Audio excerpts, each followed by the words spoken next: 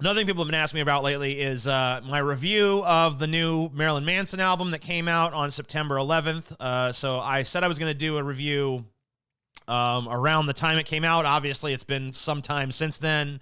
People have been hounding me about it, so I have it written out. So I'm going to just go ahead and I'm going to just plop this up on the fucking screen. I'm just going to remove myself off the screen, and I'm just going to read what I wrote. And so this will serve as the review. And let me just get that document open. So for those of you who have been asking me to review this, here it is. Here's my review.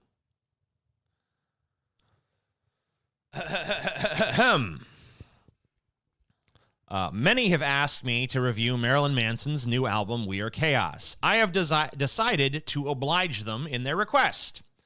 The album begins with spoken word augmented by spooky vocal layering and an atmospheric score that would be right at home in a horror movie. Manson yammers about becoming the king bee and covering the world in honey. He sounds completely out of his mind. The words are like that of a homeless man raving on the street corner, but the voice is like a fallen angel.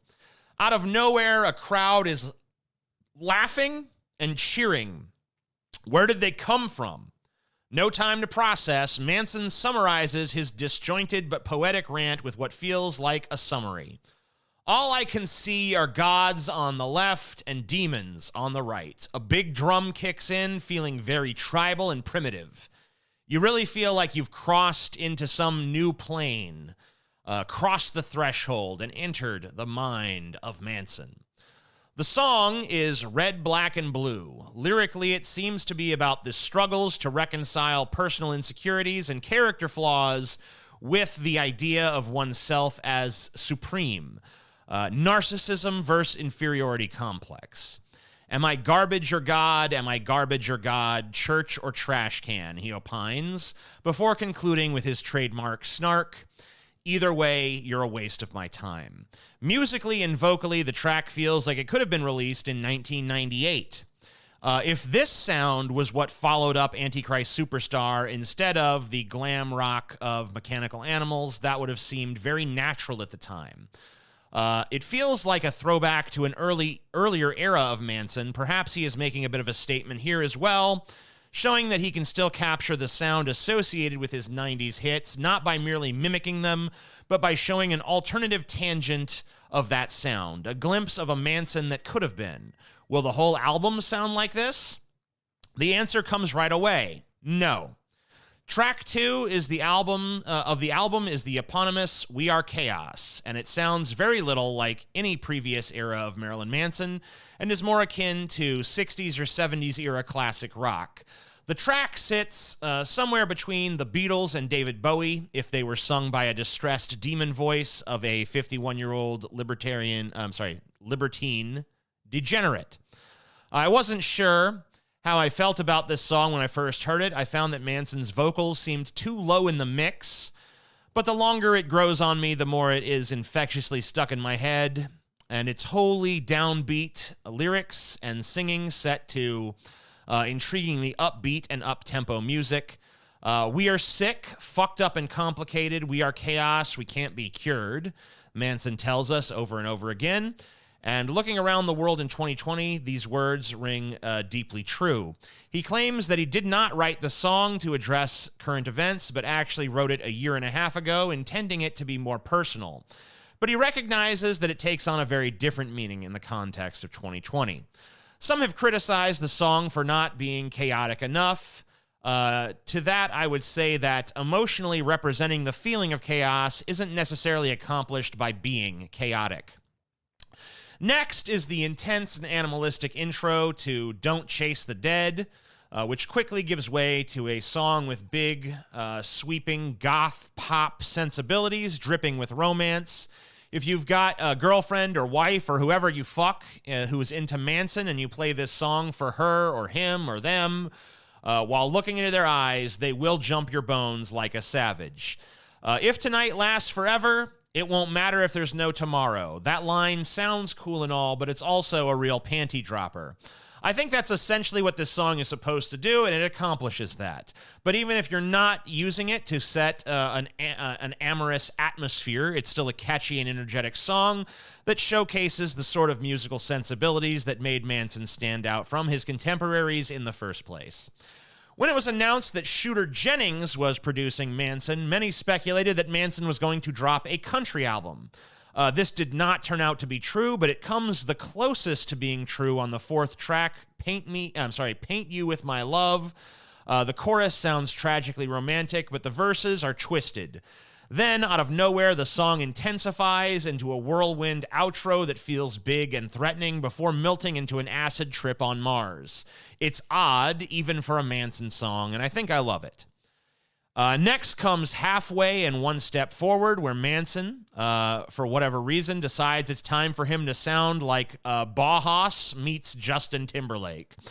At one point in the song, Manson pays an homage to Leonard Cohen that comes pretty close to plagiarism. In the Leonard Cohen song Anthem, Cohen sings, "Ring the bells that still can ring, forget your perfect offering. There is a crack in everything, that's how the light gets in." In Halfway and One Step Forward, Manson sings, "Ring all the bells you can ring, there's a crack in everything, that's how the sunlight gets in." Yeah, it's very distractingly similar in a way that, for me, detracts from the song. Manson does not sufficiently alter the line to transform its meaning, so it really comes across like it's arguably theft rather than just a reference or homage. Putting that possibly pilfered line aside, the song is not bad. At a taut 3 minutes and 16 seconds, it does not overstay its welcome or overindulge. It gives me exactly as much of it as I want.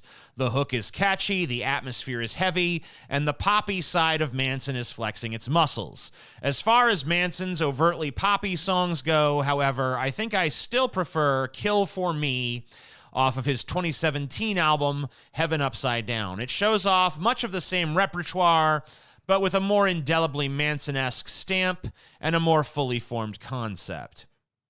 Can any song actually live up to the title Infinite Darkness? Well, this next track can.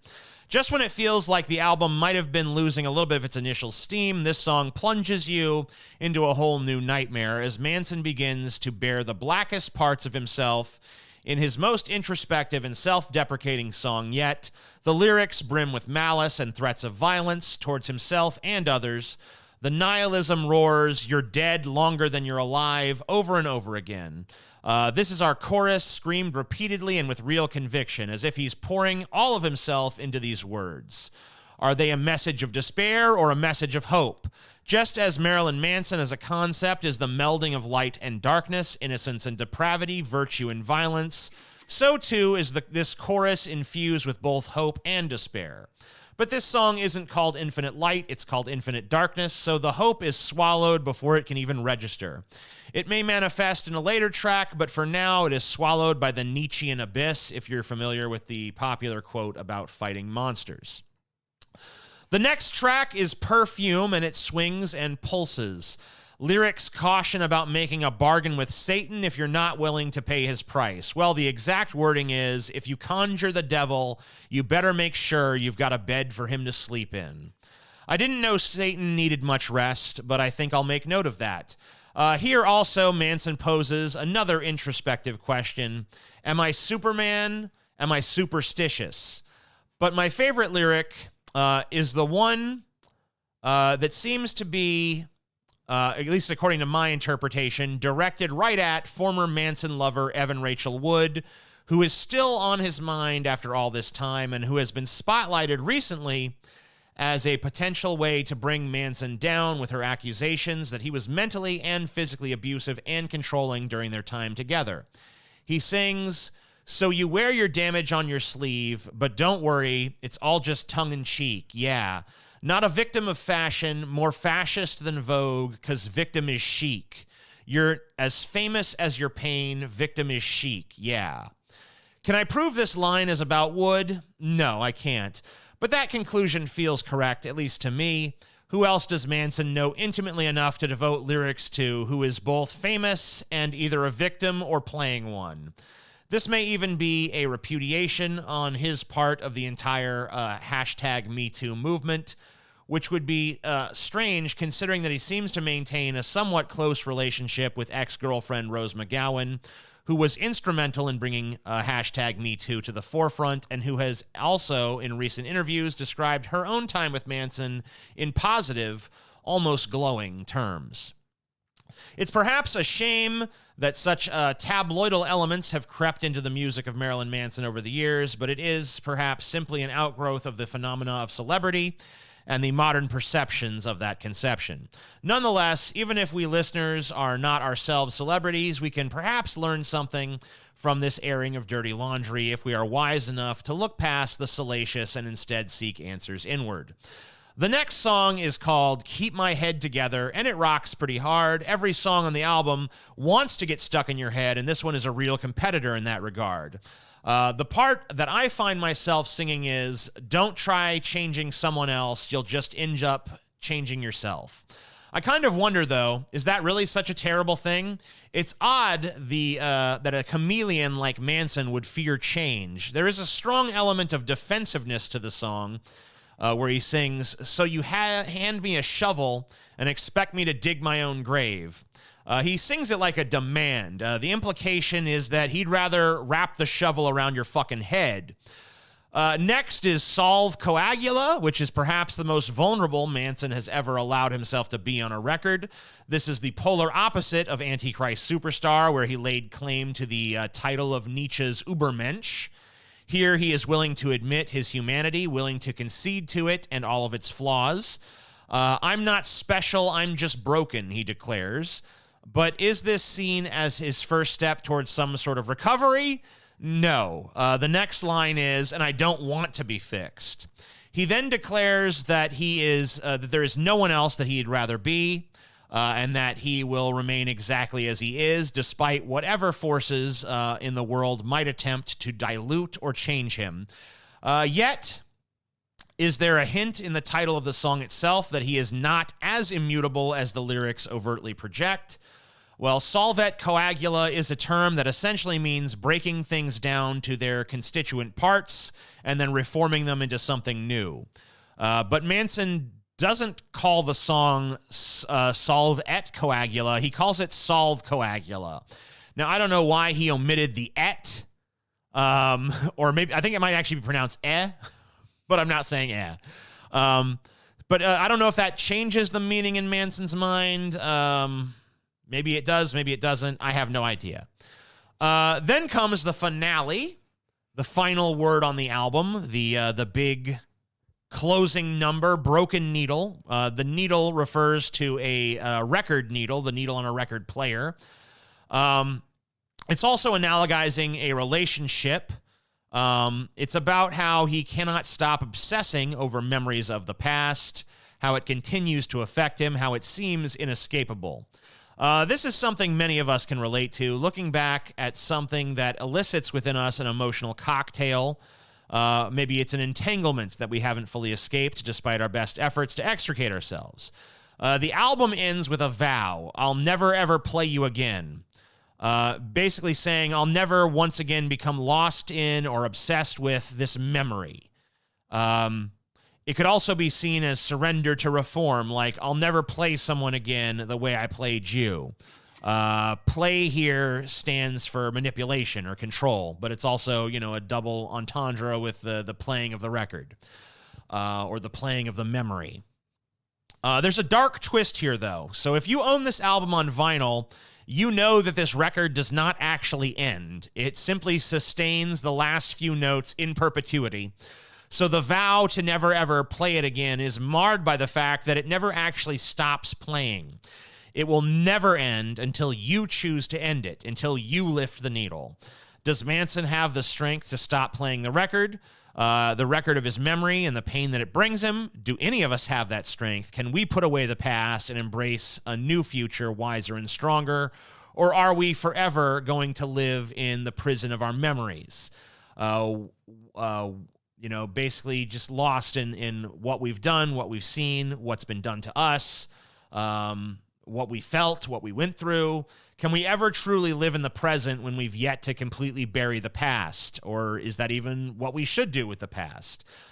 These are the questions I'm left with listening to the album. I think they're the questions Manson intended to leave me with, but who, obviously art's up for interpretation.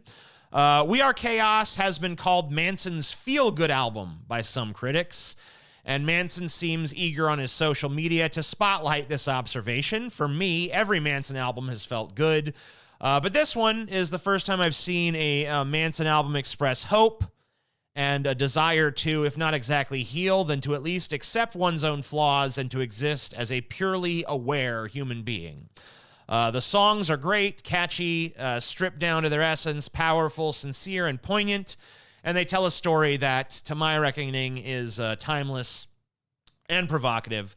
So I give this album a 10 out of 10. It is, to my reckoning, among Manson's best work, and it is perhaps the crowning jewel of this new Manson Renaissance period that started with Pale Emperor and is hopefully going to be sustained for as long as Manson continues to draw breath and to make music.